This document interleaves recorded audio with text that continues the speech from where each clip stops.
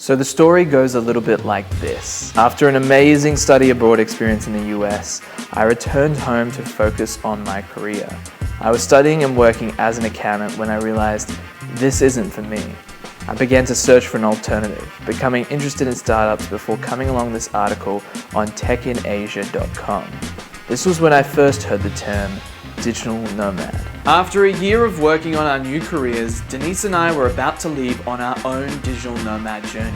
The big moment is here. We're about to weigh in our baggage and see if it all comes under 25 kilos. About 20, 30. We're about 8 kilos over. Nice. Bang on 50. Just made it in 50 kilos, bang on. Our first stop is the island of Bali in Indonesia, only a 6-hour flight from our hometown of Brisbane. Bali, for the most part, is a holiday island, but we weren't here to party.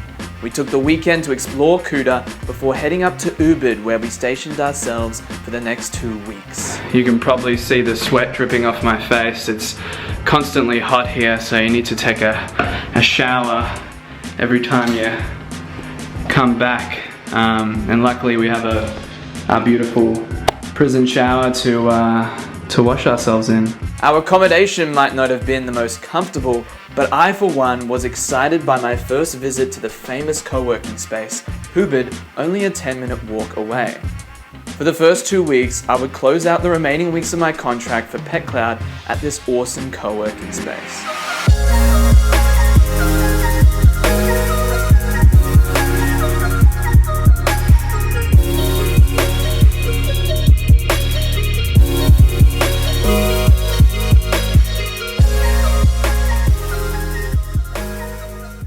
We're enjoying our final breakfast here at Ubud. We've had a great time over the last 2 weeks, but it's time to move on. We have to start again, and it's also a new beginning for me because my contract with my current job is ending on Tuesday. So after that, I'll have to find work. I don't know how difficult that's going to be, but we'll find out, I guess. Leaving Ubud and finishing up with PetCloud was an anxious time for me. I had built up this small career as a web developer back home in Australia, but to do that overseas on the road, I didn't know how hard or easy that was going to be. As we settled into our new apartment in Seminyak, I decided it was time for a week off, just to relax and create more content for my YouTube channel. I used the opportunity to try out a bunch of co-working spaces on the island and found an amazing new space that I'd never heard of before in Canggu. A renovated pool villa, Dojo was the creation of Michael Craig, an Aussie entrepreneur who had fostered another community of digital nomads in Bali. After a few days bouncing between Ubud and Dojo, I took a day off to hang out at Waterbomb Park with new friend Serge before heading to our next destination.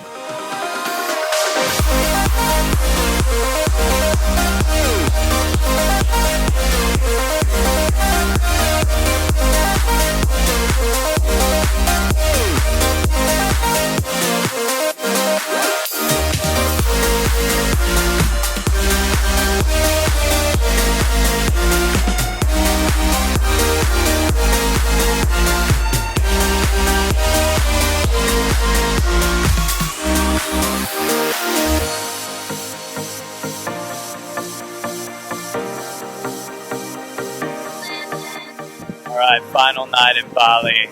We're just gonna chill out here and enjoy the sunset. The weather's been perfect recently. And yeah, there's not gonna be beach where we're going, so it's time to say goodbye. Enjoy Seminyak for one more night.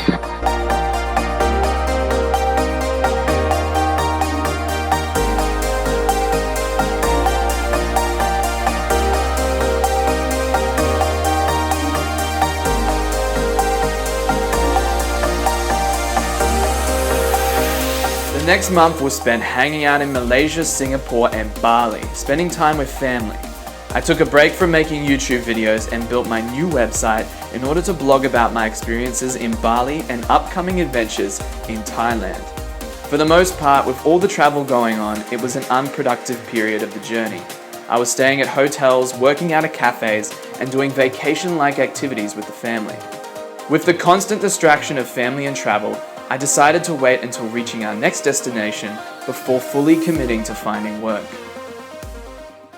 Arriving in Chiang Mai, I'd heard this city is the mecca for digital nomads. It's the largest community of digital nomads in the world, and I knew that, but I wanted to keep my expectations in check at the same time, and Chiang Mai blew those expectations out of the water.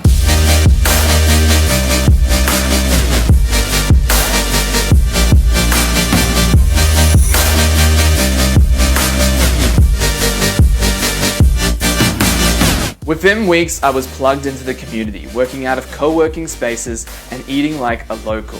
Chiang Mai was by far the biggest community of digital nomads anywhere in the world. A place where nomads could get stuck for months, if not years, enjoying the most ideal environment for a location-independent lifestyle. Now that we're in Chiang Mai, the family stuff had finished, the rapid travel was over, and it was time to really start hustling. And it was tough. I went from earning a good wage back home and having this comfortable job to now looking at Upwork jobs with a budget as little as $5 to $10. It was a little overwhelming at first. Soon enough, we'd be off again, traveling down to the island of Koh Lanta, where English expat James Abbott had set up another amazing co-living and co-working project. With an amazing community, a great location, and a range of weekly activities, CoHub was as close to the perfect co-working space that we found anywhere in Asia. As for the island itself, there was plenty to get up to. We would be hanging out at the bars, having dinner by the beach, or taking in the view of the islands. Koh Lanta had a lot to offer, and with help from the CoHub community, we got to enjoy it with new friends, many of which we would see again somewhere else in the world. The whole experience would be short-lived, however, as after 3 weeks we'd be back on the road. Our next location, Cambodia.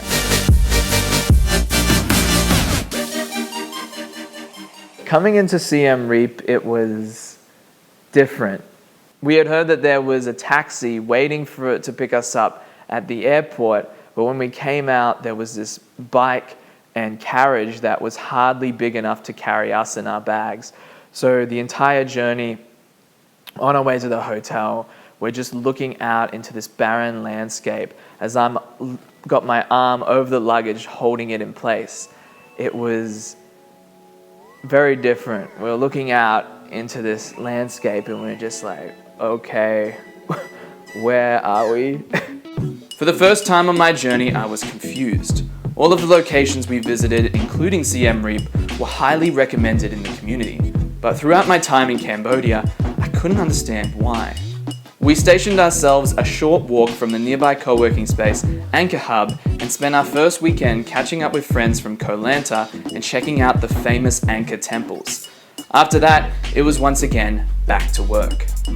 I'd been getting work on a pretty consistent basis, but it just wasn't enough, and I was just tired of this constant over and over applying for jobs. I think anyone as a freelancer can attest to having a select group of clients that you work with and build a relationship with, and that's what I was looking for.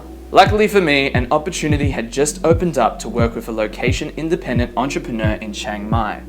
Although it wasn't necessarily a developer role, the term driven apprentice was something that resonated with me. I was months into my digital nomad adventure and was ready to get back to some serious work. Hi Max, it's Christopher Dodd here. Denise and I had already planned to return to Chiang Mai and would be back just in time for the start of the role. The timing was perfect. On arrival back in Chiang Mai, Denise and I celebrated my new role by heading into the mountain village of Pai, just 3 hours out of Chiang Mai. After more than 5 months traveling and documenting my digital nomad journey, I hit my first milestone of 1,000 subscribers on YouTube. I estimated that I could hit 2,000 by the end of the year, but during that month, 2 of my videos started to rank higher, quadrupling my channel growth. Inspired by my growing audience and the digital nomad community in Chiang Mai, I started a podcast to record and share interviews with the world.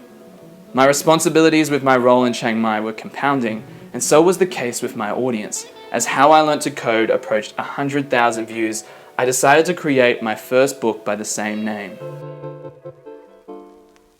After 3 months in Chiang Mai, leaving only for a quick border run to Hong Kong, it was time to get on with our travels.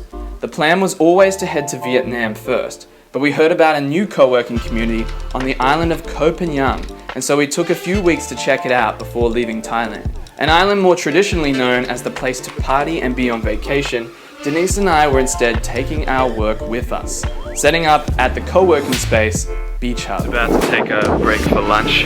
We're literally on the beach here. Like, that's my desk there, and that's the beach. Really cool space. Working on the beach was a nice novelty for 2 weeks, but again, the best part was spending time with new and old friends. While working on the beach did have its downsides, the internet's out on the whole side of this island, so the power's in, so there's no internet, so looks like we've got to move. It was a nice change before heading to the biggest and busiest destination yet. Ho Chi Minh City, a place we'd heard so many good things about, but like our experience in Siem Reap, we were once again left wondering. Finding accommodation was a struggle, so we remained at our Airbnb. Weekend activities included sightseeing around the city, but it wasn't until we took a tour to the Mekong Delta that we found the Vietnam that we'd been excited to see. Tell you what, this is my kind of thing, cycling through the countryside. It's so different from the hustle and bustle of Ho Chi Minh City. Amazing that we're only a few hours out of the city. Another positive to come out of Vietnam was my book, How I Learnt to Code, which I finished and released in Ho Chi Minh City and was well received on Amazon. A month later, after returning to Chiang Mai, I released my second product, my video guide to the city, which was also met with praise. Weeks before leaving Chiang Mai, however, tensions would rise with my boss, and we decided to end our working relationship until further notice.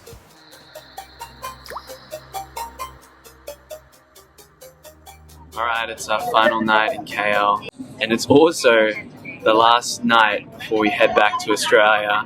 This pretty much marks the end of our first year as digital nomads in Asia. So we're feeling a bit nostalgic, and what better place to enjoy this last night than at the helipad lounge bar, just overlooking the view of Kuala Lumpur here. When I look back on this journey, we've been to some pretty amazing places. The islands of Thailand, the village of Pai, the Mekong Delta, the Angkor temples, and of course the many sights and sounds of Bali. But as cliche as it sounds, the most exciting thing to me was and still is the people that make up this movement. They are a community of open-minded yet career-focused travelers.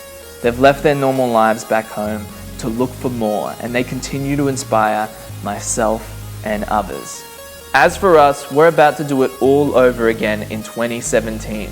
Starting January 9, we'll be back in Asia before heading to Europe for the first time in late July. If you enjoyed year 1 of the journey, definitely stay tuned. I think you're going to want to see what we got in store for 2017.